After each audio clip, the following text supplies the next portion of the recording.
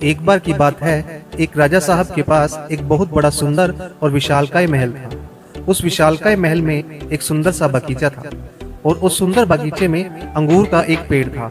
पेड़ पौधों की देखभाल के लिए एक माली भी बगीचे में रहता था। माली इस बात से बहुत परेशान था कि अंगूर के पेड़ पर रोजाना एक चिड़िया आती थी और अंगूरों पर इस तरह से आक्रमण करती थी कि जो मीठे मीठे अंगूर थे उसे तो वह खा लेती थी, लेकिन जो आधे पके और खट्टे अंगूर थे उसे वह जमीन पर गिरा देती थी। माली को यह चिंता होने लगी कि अंगूर के पेड़ को यह चिड़िया एक दिन तबाह और बर्बाद कर देगी। उसने अंगूरों को उस चिड़िया से बचाने के लिए बहुत प्रयास किए, लेकिन कोई उपाय न सूझा। माली आखिरकार राजा के पास पहुंचा और उसने पूरी घटना बताई। राजा ने कहा, माली साहब आप टेंशन न लें, आपका काम मैं खुद करूंगा। राजा साहब बगीचे में पहुंचे और अंगूर के पेड़ के पीछे छुप गए। जैसे ही चिड़िया आई, राजा ने फुर्ती दिखाते हुए चिड़िया को पकड़ लिया। जैसे ही राजा ने चिड़िया को पकड़ा, चिड़िया ने राजा से कहा, हे राजन, मुझे माफ कर दो, मुझे मत मारो, मैं आपको ज्ञान की 4 बातें बताऊंगा। राजा बहुत गुस्से में थे, बोले, पहली बात बता। तो चिड़िया ने कहा, अपने हाथ में आए शत्रु को कभी जाने ना दे। राजा ने कहा, दूसरी बात बता। तो चिड़िया ने कहा, कभी भी असंभव बात पर यकीन ना करें। राजा ने कहा, बहुत हो गया, चल तीसरी बात बता।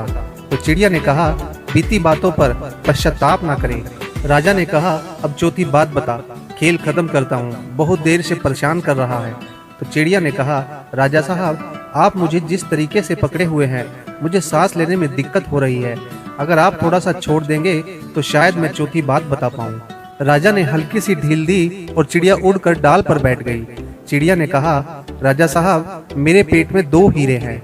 अब राजा पश्चाताप करने लगे, उदास हो गए। राजा की शक्ल देखकर चिड़िया ने कहा, राजा साहब अभी मैंने आपको 4 ज्ञान की बातें बताई थी। अपने शत्रु को कभी हाथ में आने के बाद छोड़े ना। आपने हाथ में आए शत्रु को छोड़ दिया। दूसरी बात बताई थी, असंभव बात पर यकीन ना करें।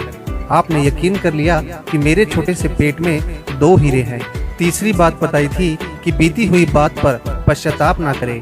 आप उदास हैं, पश्चाताप कर रहे हैं, जबकि मेरे पेट में हीरे है ही नहीं। जो चीज़ है ही नहीं उसको लेकर आप उदास हैं। उस चिड़िया ने 4 बातें सिर्फ राजा को ही नहीं बल्कि हम सबको भी बताई। हम सब भी बीती हुई बातों पर कई बार पश्चाताप करने लगते हैं, पास्ट में रहते हैं और फ्यूचर की सोचते भी नहीं। प्रेजेंट में रहना शुरू कीजिए। जिंदगी में जो कुछ हो चुका है उस पर आपका कंट्रोल नहीं है, लेकिन जो होगा उसे आप बदल सकते हैं। दूसरी कहानी आपको बताएगी कि एक ही वक्त पर पैदा हुए 2 बच्चों का भाग्य अलग अलग कैसे होता है। यानी कि अगर एक ही वक्त पर 2 इंसान पैदा होते हैं या 2 भाई पैदा होते हैं तो एक भाई का आचरण कुछ अलग होता है और एक भाई की कुछ अलग ही दुनिया मिलती है। यही सवाल एक बार राजा के मन में आया और राजा ने भरी सभा में, जहाँ पर बड़े बड़े विद्वान बैठे हुए थे, उन सभी से एक ही प्रश्न किया कि आप मुझे बताइए कि एक ही समय पर पैदा होने वाले बच्चों का भाग्य अलग अलग कैसे होता है। उन्होंने बताया कि जिस वक्त मैं पैदा हुआ उस वक्त अनेकों बच्चे पैदा हुए थे, तो मेरे ही भाग्य में राजा बनना क्यों लिखा था। एक विद्वान बीच में से उखड़े हुए और उन्होंने कहा कि इस बात का जवाब आपको यहाँ से कोसों दूर पहाड़ी पर एक साधु रहता है और वह आपको बता सकते हैं। वह महात्मा तपस्या करते हैं, वह बता सकते हैं। अब राजा के मन में उत्सुकता थी सब कुछ जानने के बारे में और राजा वहां से चले गए और उन्होंने देखा कि वह महात्मा आग में से अंगार को पकड़कर खा रहे थे। तो उन्होंने सवाल किया कि महात्मा जी, मैं आपसे पूछना चाहता हूँ कि एक ही वक्त पर पैदा हुए बच्चों का भाग्य अलग अलग कैसे होता है। तो उन्होंने उस पर गुस्सा किया और बोले, चले जाओ यहाँ से, जो पास में झरना बह रहा है वहाँ पर तुम्हें एक महात्मा मिलेंगे, उनसे तुम यह सवाल पूछ लेना। अब वह राजा उन महात्मा के पास चला गया तो वह महात्मा जी जो थे वह अपना ही मांस नोच के खा रहे थे, यानी कि अपना ही मांस निकाल कर खा रहे थे। राजा से ऐसे देखा नहीं गया। फिर भी राजा ने अपने आप को रोकते हुए यह सवाल पूछ डाला तो वह महात्मा बहुत गुस्सा हुए कि इस तरीके का सवाल दोबारा मत पूछना, चले जाओ यहाँ से।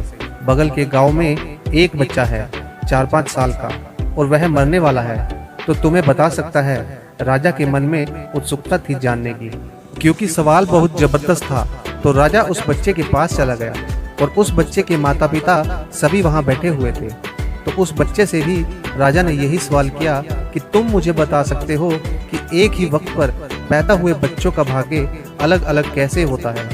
तो बच्चा मुस्कुराया और बच्चे ने बोला कि मैं आपको बताता हूँ कि पिछले जन्म में हम तीनों आपके भाई रहे हैं, और जो महात्मा अंगार निकलकर खा रहे थे, जो आपको दिखाकर अपना ही मांस खा रहे थे, और मैं, हम चारों पिछले जन्म में भाई थे। और जंगल में एक बार हमने रोटियां बनाई थी। जब हम रोटियां खाने लगे थे तभी एक साधु आए और उन्होंने कुछ मांगा था कि उन्हें भी भूख लगी हुई थी। सबके पास एक एक रोटी थी। तो सबसे पहले उन्होंने अंगार वाले साधु से रोटी मांगी।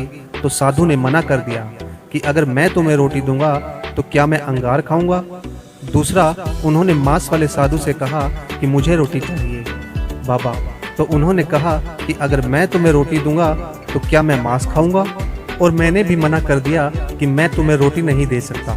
और चौथे तुम थे कि तुम्हारे पास एक रोटी थी और तुमने आधी रोटी उन महात्मा को दी, और उन्होंने अपना पेट भरा, बाकी को श्राप मिला और तुम्हें आशीर्वाद मिला। मर्म की बात यह थी, आपके आज के जो अच्छे कर्म हैं उसका नतीजा आपको जरूर आगे के जन्मों में मिल सकता है। आज आप क्या करते हैं? तो दोस्तों, यही एक कारण था। वह राजा था, उसका जो प्रश्न था उसका जवाब मिल चुका था कि एक ही वक्त पर पैदा हुए बच्चों का भाग्य अलग अलग कैसे होता है। दोस्तों, कुल मिलाकर बात यही है कि आपका कर्म यह बताता है कि आप कितना आगे जाएंगे, आपको अगले जन्म में क्या क्या मिलने वाला है। इसलिए अच्छे अच्छे कर्म करिए दोस्तों, लोगों की मदद करिए, हमेशा स्वार्थी मत रहिए।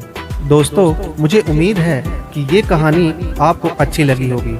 दोस्तों, अगर आप चाहते हो कि आपको और भी कहानियाँ मिले तो आप बिल्कुल सही जगह पर हो। यहाँ पर आपको मोटिवेशन से भरपूर कहानियों का संग्रह मिलेगा, जो कि आपको दिन ब दिन लाइफ में आगे बढ़ने की प्रेरणा देगा, आपको असीमित ऊर्जा से भर देगा। धन्यवाद।